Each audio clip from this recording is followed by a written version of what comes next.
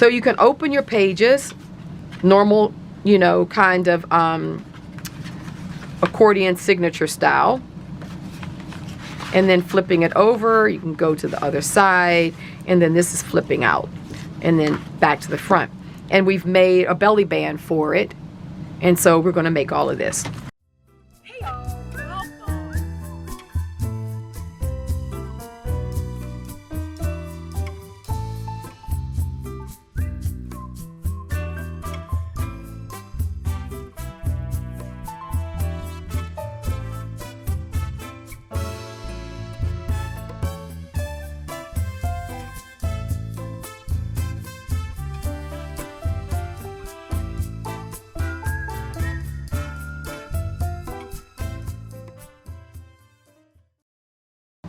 Hello YouTube, we are back for our folded book for April. So this is the last video for the month of April, and that's when we do our folded books. So this is a structure that I literally dreamed up, or dreamt up.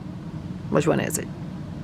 Okay, either one. Dreamt up a couple of nights ago. And because I'm always thinking about folded book, and the whole goal with folded books is to figure out ways to use our gel prints, folding without necessarily having to use sewing or glue. Now, all these structures, if you did want to sew something in or you did want to glue, you could, but the whole goal is how do you just take paper, fold it, and come up with a book structure?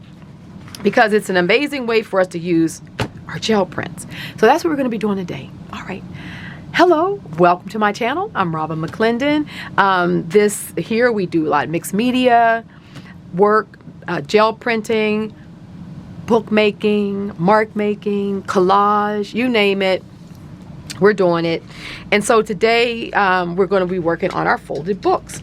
So if you're new to the channel, please hang around, see what we do here, and you know, see if you want to kind of hang out with us regularly. Okay, so this is the book we're going to make. I did a version of it with my patrons, and they saw me bring this vision to life. But we're going to be doing, so here it's a concertina, so it's a different way of working with the concertina. So we're doing a tri-fold concertina, and then we also have a fold out within the concertina. So this is considered like a do-si-do, this kind of concertina. So you fold it like this, and you can put book pages here and book pages here. You can literally sew pages in, and it's called a do-si-do. So I took the do-si-do structure and added another series of pages into the folds, but don't require sewing, but also are more animated. So you have this pop-out feature and this more kind of like, if you want to exhibit your books, or you know, want to be able to display your books, it just gives you a beautiful structure to do that. And this is all non-sew, and then you can open it like this, like I showed you a minute ago, and then we have this whole piece going on. So let's get started. So these are some, I'm using a heavyweight printmaking paper. So this one is Arches. Pretty sure this is Arches. It's probably like about 140 pounds, 320 GSM.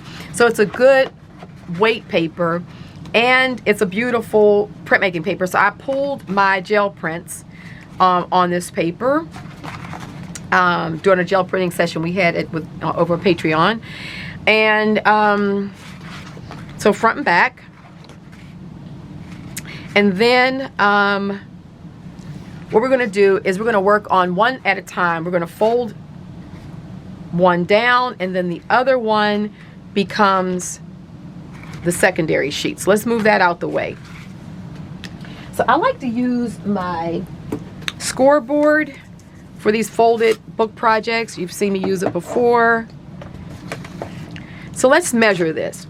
This is going to be put into thirds equally. So whatever the length of your paper. So wait, this is 12 right there. So 12, oops, 12, and then 12 plus 5.5, so it's 17.5. So that means we can do almost 6. So I would say we're going to do So you just break it into thirds. Because we're 1/2 inch short. So if we do 5 and look at this. If we do 5 and 3/4.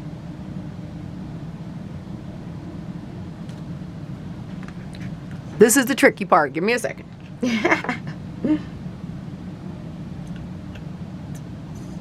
3/4, 3/4, 3/4, yeah.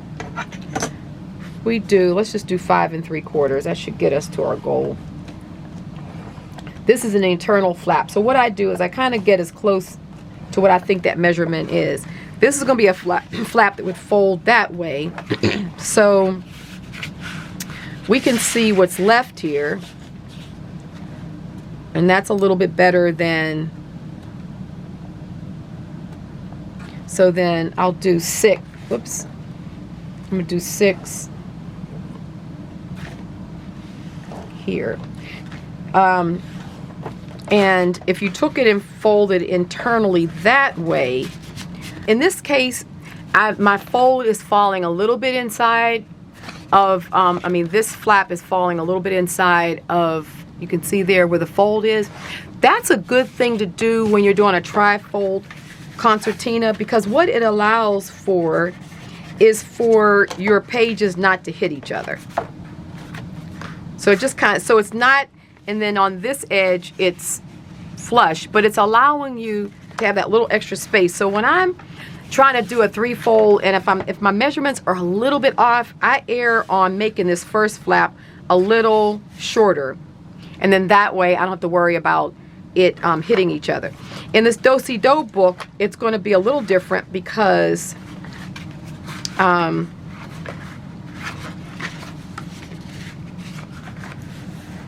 going to do it something like this. I have to decide exactly where it's going to do, but we're going to be doing this do-si-do. So you have a fold here and a fold here. Traditionally with the do-si-do, you can sew pamphlet style pages in here and pages in there. But in this case, we're going to do something slightly different. We're going to actually put pages in there, but we're going to do it a bit differently. So we'll move that off, and now we're going to need to cut this down. This is about 7 high, and I want to cut this down to about 5. Because I want this to be able to fit in the middle of that signature. It'll become clear in a little bit why I'm doing that. So the first thing I'm going to do is I'm just going to get this a little even. I have like a little rip here on the edge, so it's no need to deal with that. So I'm just going to go ahead and get rid of that. It's not like I really need that extra, and you'll see why. So let's go ahead and get that off. When you're using your X-Acto, you don't have to press hard. You just want to lightly maybe score it a couple of times, and then that way it comes right off without a lot of pressure and possibly cutting yourself. So like I said, this is 7. So I'm going to do 1 inch on either side. And I like to use my awl, and you'll see why. But this way I don't get any marks. I don't get any graphite or ink on my work. And I can still see those little holes, but they're not enough to interfere with, you know, the way I want things to look. So this is a little wider on this end than the other, so I'm just going to bring this down again, and we'll just do 1 inch here and 1 inch there, and then I'm going to line this up. Okay, so let's go ahead and line it up so that we can cut this. And this is approximately, the good thing about these rulers being about 1 inch is I can use that as my guide. So I'll use that, and at least I don't do all that measuring. So let's just go ahead and score that. So that's going to give me my inch, that I want to trim off. And we're saving this because that's what's going to make our belly band. If it turns out that you don't have a piece this long or whatever, or this wide, and you don't have to trim as much off, it'll be okay, because you can just have an extra piece to make your belly band.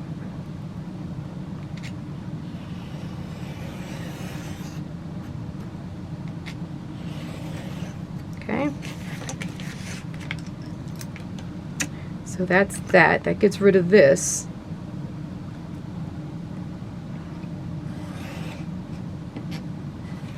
Okay. So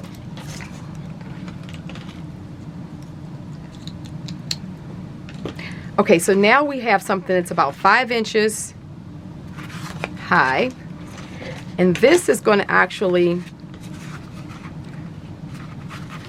it's 5 inches high, and I want this to come in 5 inches.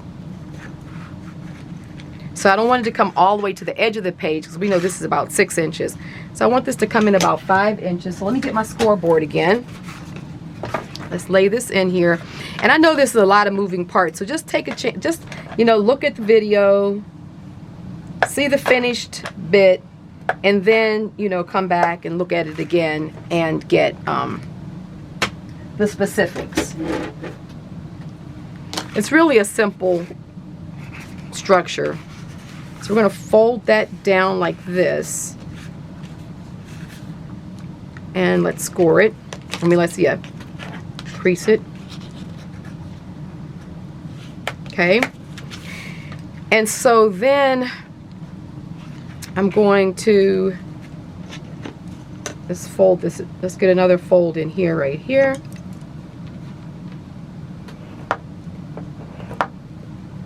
Scoring is one of the best ways to get a really good fold. So now that's leaving me with this piece here. And so what I did with this piece is I'm just simply taking it and folding it back up to the line that I did here. And that way it's sort of, we kind of create this sort of telescoping page. So things are just getting, you know, smaller and smaller. And there's some ways to really do some telescoping, but you see how we just have something that's just kind of going out like that. All right, we're almost done, believe it or not. So now I want to make sure I decided where my front is going to be. Is this going to be my front? And that my back? Or do I want more drama? This could be the front.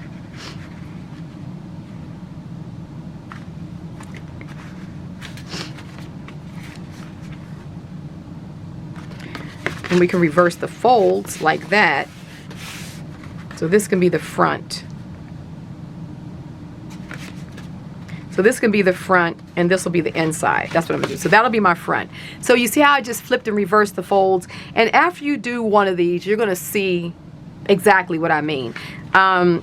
You can decide what your front is gonna be. So I need to put my slit here. So this is actually going to insert through the page at this point here. So I'm just going to lay this down, and I'm going to eyeball top to bottom. So using my awl, I'm putting a hole just a little bit higher than the width of my page. So maybe just a 1/16 higher, and push it all the way through. And this will be clear while we're doing it like this. And then we'll go on the other side and do the same thing. You want it close enough that it's going to hold the page, but not so close. We want to be able to slide this in and out easily. So I literally take my awl and I push it all the way through. And I want those holes like that. See those holes? I want those. Because when I go to cut this with my X-Acto, those holes become stops for my X-Acto. And so what it does is it keeps you from cutting all the way through your page accidentally, like slitting it all the way down, because we want this good inch on either side, because we need that to hold this flap in. And you know, you just want it not to go beyond where you want. So it also makes for a nice finished look, as opposed to just a slit that can keep on tearing. This right here just becomes paper that's rounded, and so it's less likely to tear open with that there. It's just one of those bookmaking tricks and, you know, hacks that just makes your books work better. So I can see my first hole, so I'm gonna put the point of my awl in that first hole, and then just very gently I'm gonna slice down to where my other hole is. And when it literally, the blade actually stops there, because it ends cutting paper, and it just stops. So we'll just do it again to make sure we've gone through it. Just keep it gentle. And now we've got a nice slit in there, but you see how our holes stopped it. You see? Might be a little hard to tell, but you can see there. It just stops it, and it's a good clean cut. So that's one of those hacks. Okay. Almost done. So now this right here is going to slide into our page. And let me just get a really good crisp fold.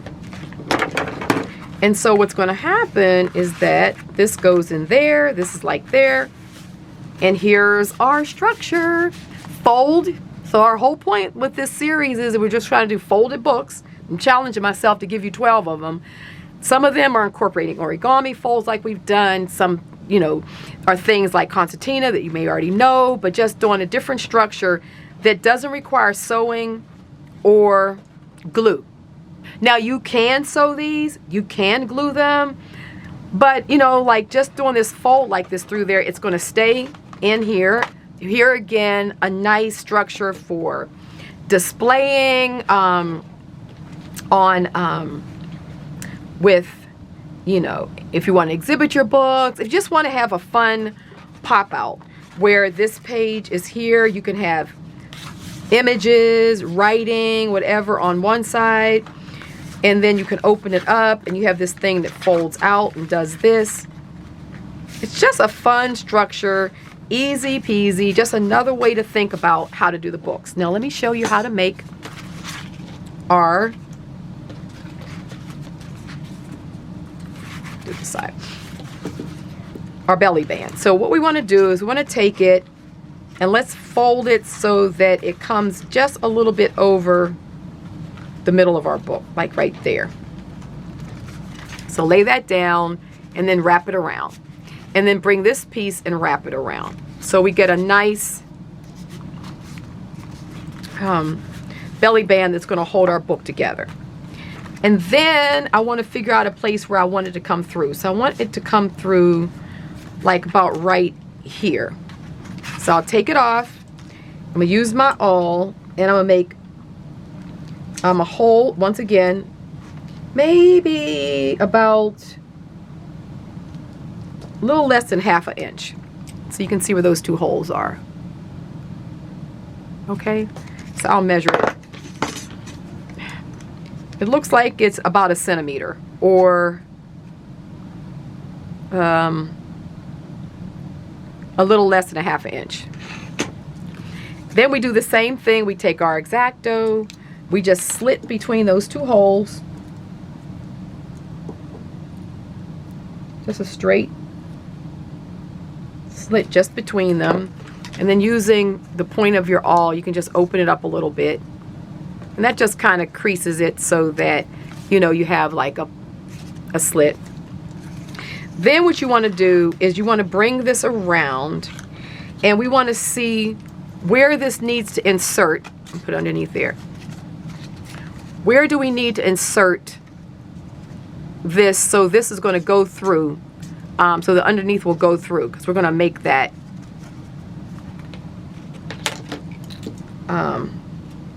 so I'm going to put the awl back through those two little points again, so that I know on here how narrow I'm going to need to make this so that it can go through. Then I'm just going to kind of eyeball the middle of the strip can just eyeball it. And then this piece is just all eyeballing. It doesn't take any measuring.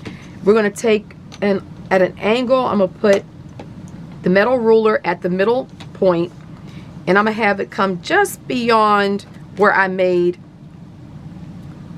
those 2 holes. But I want to slice into those holes. So we're going to take it this way. Okay, so you see we got this angle coming off, and then flip it, and I'm gonna need to turn it towards me so I can cut the way I need to. And then let's go ahead and put this here. That's my other point. I want to make sure I go through that.